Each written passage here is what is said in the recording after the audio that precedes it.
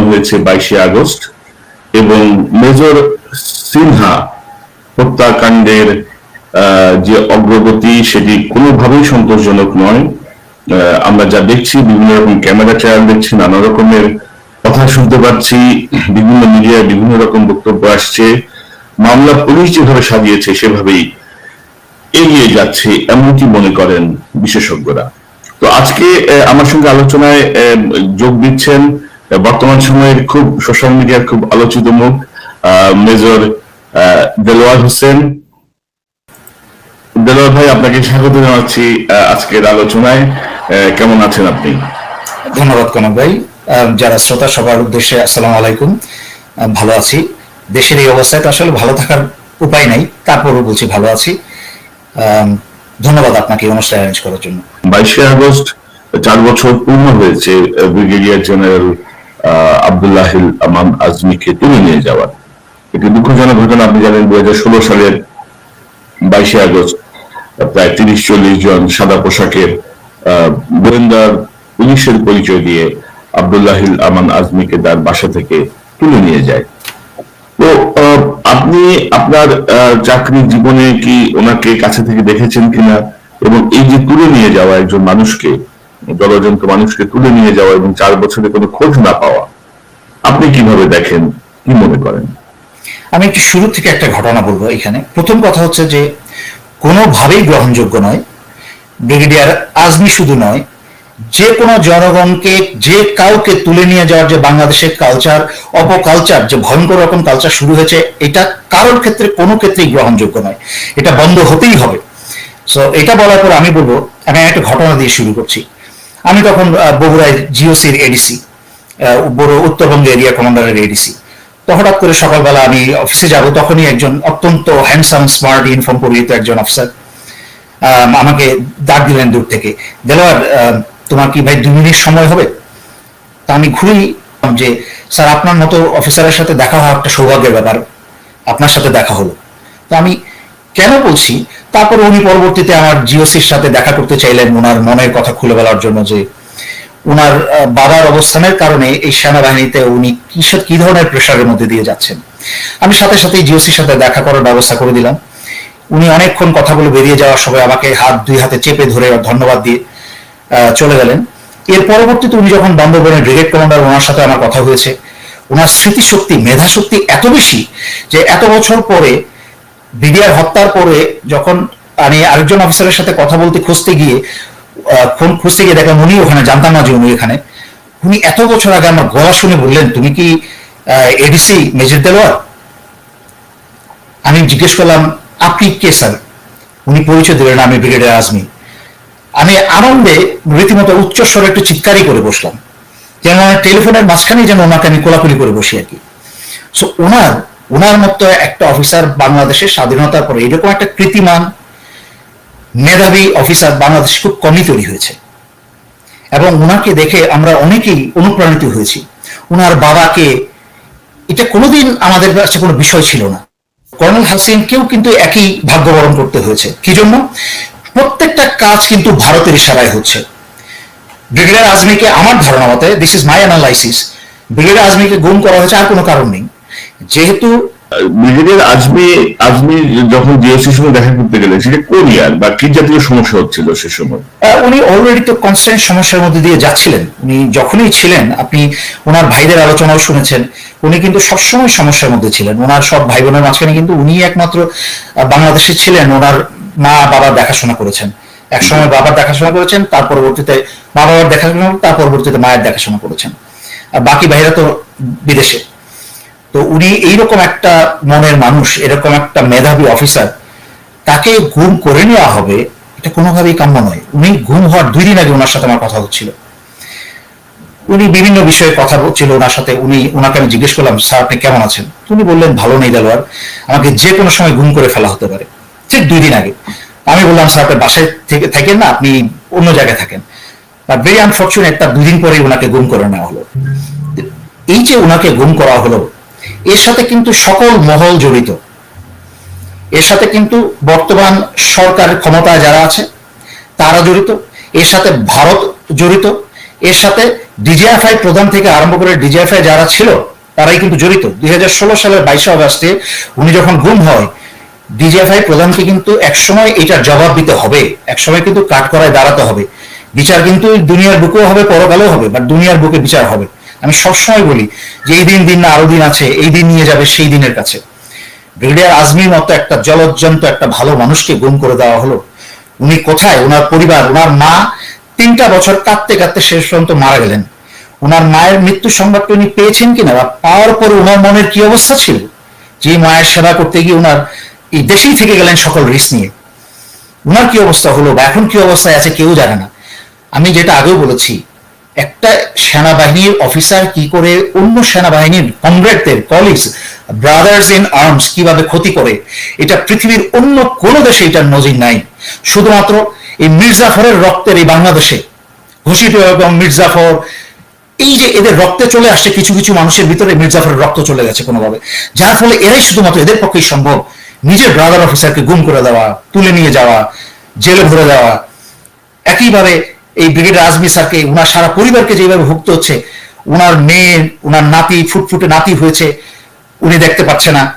ভারত জামাতকে ভয় পায়, কারণ এরা খুব ডিসিপ্লিন, এরা খুব সংঘবদ্ধ এবং এদের ভিতরে ইমানের জোরটা বেশি, যার ফলে ভারত এই জিনিসটাকে সাংঘাতিক ভয় পায়।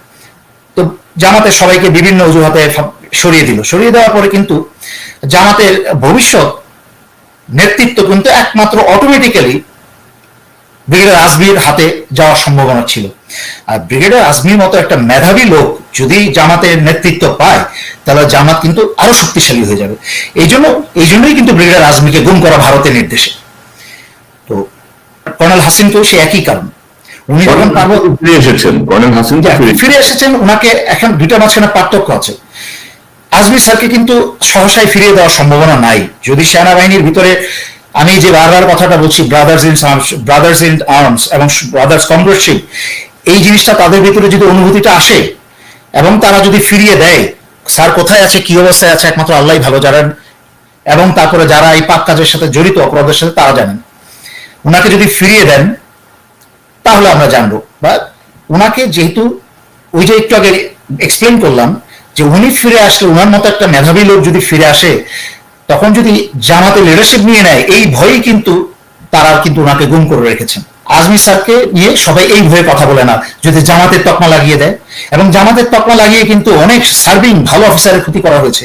এই ক্ষতিগুলা কিন্তু করেছেই ওই যে কুলাঙ্গার কিছু সেনাবাহিনী, আপনি যেটা বলেছেন, সেনাবাহিনীর মাঝখানে কিন্তু ফ্যালো ফিলিংসটা আগেও ছিল, এখনো আছে। এখন সেনাবাহিনীর ভিতরে আগের মতো এই দেশপ্রেম ভালোবাসা আছে, বাট আগে সেনাবাহিনীর অফিসারদের এই দেশপ্রেমটাকে চাপিয়ে রাখার কখনো প্রয়োজন হয়নি। কিন্তু গত 12 বছর ধরে বিডিআর হত্যার মাধ্যমে পরের থেকে সেনাবাহিনী এই ভালোবাসাটা, আবেগটা এবং ফেলো ফিলিংসটাকে চাপিয়ে রাখার জন্য, হত্যা করার জন্য কুলাঙ্গারদেরকে বিভিন্ন জায়গায় পোস্টিং করা হচ্ছে, বিভিন্ন দায়িত্বে, বড় বড় প্রধানের দায়িত্বে, ডিজিএফআই এর দায়িত্বে তাদেরকে বসানো হচ্ছে, এই জিনিসকে সাপ্রেস করার জন্য। কেউ হালকা আওয়াজ করলে, সন্দেহ করলেই তাকে জামাতের তকমা বা কোনো একটা জঙ্গি তকমা কিছু একটা লাগিয়ে দিয়ে, এই যে কিছুদিন আগে মেজর জাকির এবং তার পরিবার সুদ্ধা মেরে ফেললো, বিভিন্ন ধরনের জঙ্গি নাটক করে, এই করে সেই করে। এখন বাঙালিরা তো এইসব জঙ্গি নাটক আর খায় না। ওই যে পল্লবীতে একটা নাটক করলো থানায় বোমা নিয়ে, এইসব নাটক বাঙালি এখন হাসাহাসি করে, কারণ এসব নাটকের স্ক্রিপ্ট রাইটিং হয় ইন্ডিয়াতে।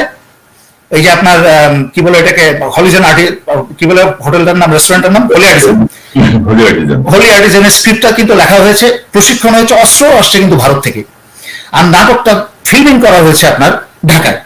এইভাবে এই 12 বছর ধরে কিন্তু জঙ্গির নাটকগুলো স্ক্রিপ্টিং হয় ভারতে, আর তার শুটিংটা হয় বাংলাদেশে বা ঢাকায়। আপনি যে বলছিলেন যে আপনি কি মনে করেন যে বিডিআর হত্যাকাণ্ডের নামে, বিডিআর বিদ্রোহের নামে আমাদের যে 57 জন সেনা কর্মকর্তাকে হত্যা করা হয়েছে, তারই একটি পরিণতি আমরা ভোগ করছি, যে জেনারেল ব্রিগেডিয়ার আজমিকে তুলে নিয়ে গেল, কোনো প্রতিক্রিয়া হলো না, সবাই চুপচাপ? অর্থাৎ আপনি কি ন্যাশনালিস্ট ফোর্সের কোনো ঘাটতি অনুভব করছেন এই মুহূর্তে? অনুভব করছি না। আমি আগেও বলেছি কয়েকটা লাইভে যে বাংলাদেশ সেনাবাহিনী কিন্তু, বাংলাদেশ, বিশেষ করে বাংলাদেশ সেনাবাহিনী, আমি সশস্ত্র বাহিনী বলবো, শুধু বাংলাদেশ সেনাবাহিনী না, নৌবাহিনী এবং বিমান বাহিনী হয়তো একটু পিছিয়ে থাকতে পারে, বাট বাংলাদেশ সেনাবাহিনীর তুলনা করলে এই উপমহাদেশের যে কোনো সেনাবাহিনী থেকে শক্তিশালী। তারা সব জায়গায় প্রমাণ করে এসেছে। আমাদের সমস্যা হচ্ছে, দেশের সমস্যা এরকম নেতৃত্বে, দেশের নেতৃত্বে যারা আছে তারা কিন্তু ইচ্ছা করেই অন্যান্য বাহিনীর নেতৃত্বে দুর্বল চিত্তের এবং দুর্বল মানুষগুলোকে বসাচ্ছে, যারা কিন্তু ভিতরের বাহিনীর সমর্থন কিন্তু তারা পায় না, কারণ তাদের সেই প্রফেশনাল কোয়ালিফিকেশন নেই, তাদের সেই কমান্ড এন্ড লিডারশিপ নেই, যার ফলে কিন্তু যে সরকারগুলো বসাচ্ছে বা যারাই বসাচ্ছে তারা কিন্তু ক্ষতি এবং ধ্বংসের জন্য বসাচ্ছে, বাট এটা কিন্তু হিতে বিপরীত হওয়ার সম্ভাবনা অনেক বেশি। কারণ এইসব ডিসিপ্লিন ফোর্সগুলো কিন্তু যখন একটা লিডারশিপের ঘাটতি অনুভব করে তখনই কিন্তু বিশৃঙ্খলার সম্ভাবনা আসে। আপনি যখনই একটা প্রফেশনাল অফিসারকে বসানো হয় এইসব গুরুত্বপূর্ণ স্থানে, তখন কিন্তু বিশৃঙ্খলার সুযোগ থাকে না। আমি আবার ওই কথায় ফিরে যাচ্ছি। সো ওই যে জামাতের তাকমা লাগানো হবে এই জন্য আজমি স্যারকে নিয়ে কেউ কথা বলে না, কিন্তু কর্নেল হাসিন স্যারের কেসটা আলাদা। হাসিন স্যারকে ফেরত দিয়েছে কেন? কারণ ওনার অন্য কোনো ইনভলভমেন্ট নাই। ভারত যা চেয়েছিল ওনাকে পঙ্গু করে দিতে, ওনাকে পঙ্গু করে দিয়েছে। কারণ উনি যখন হিলট্র্যাক্সে ছিলেন, উনি হিলট্র্যাক্সের ভারতের সীমানার ভিতরে ঢুকে কোথায় কোথায় শান্তি বাহিনীর ট্রেনিং ক্যাম্প আছে, কারণ ভারত তো বাংলাদেশের চিরশত্রু। বাংলাদেশে ভারতের দালালরা সবসময় বলে বাংলাদেশ ভারতের বন্ধু। এগুলা ব্যাখ্যা করতে হয় না, এগুলো বোঝার জন্য ব্রেইন লাগে না যে ভারত বাংলাদেশকে ভালোবেসে কিন্তু বাংলাদেশের 13 দিনের জন্য স্বাধীনতা যুদ্ধে বাংলাদেশে অংশগ্রহণ করে নাই, করেছিল পাকিস্তানকে 2 ভাগ করে তার শত্রুকে দুর্বল করতে। সহজ কথা, এটা একটা পাগলও বুঝে। তো এইটা বাংলাদেশে যারা বুঝে না, এরা হয়তো জন্মগত শয়তান, নয় এদের মস্তিষ্ক এবং গোবর ছাড়া কিছু নেই, অথবা গায়ের জোরে কোনো সুবিধা পাওয়ার জন্য এই তর্কগুলা করে।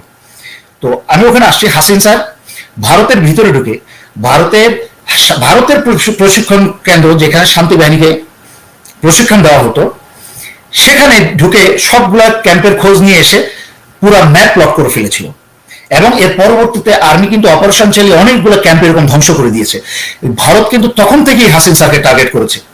যখন দাসত্ববাদের সরকারের মাধ্যমে যখন ভারত বাংলাদেশের ক্ষমতা দখল করলো, যখন বাংলাদেশের যেসব চরিত্রহীন রাজনৈতিক দল ভারতের কাছে তাকে সব বিক্রি করে দিল ক্ষমতায় থাকার জন্য, তখন তারা একটা একটা করে দেশপ্রেমিককে ধরে প্রথমে 57 জন অফিসারকে একত্র করে মারলো, ভারতের কমান্ডার এসে মারলো, এবং তাদেরকে সেফ এক্সিট দেওয়া হলো ওই ভারতের দালাল সরকারদের অধীনে।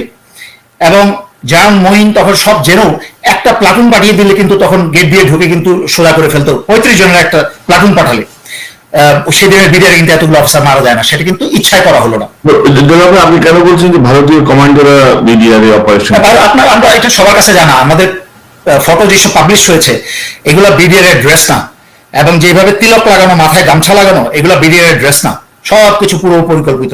যারা যারা এখন ওই হত্যার সাথে পরিকল্পিত মিটিং মিছিল করে ওদের সাথে, তারা কিন্তু এখন বহাল তবিয়তে কেউ মেয়র, কেউ মন্ত্রী ইত্যাদি ইত্যাদি আছে। যাই হোক, হাসিন স্যারকে পরবর্তীতে টার্গেট করে এই কাজ করা হয়েছে।